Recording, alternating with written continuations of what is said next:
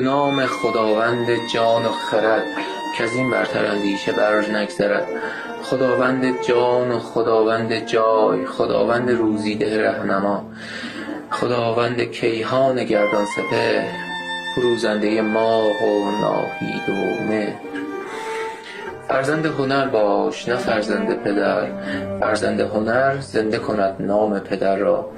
دخترم و پسر عزیزم، به اذن پروردگار برگزیدم از میان هزاران نام نیک ایرانی و آریایی نام هری و هرمان را.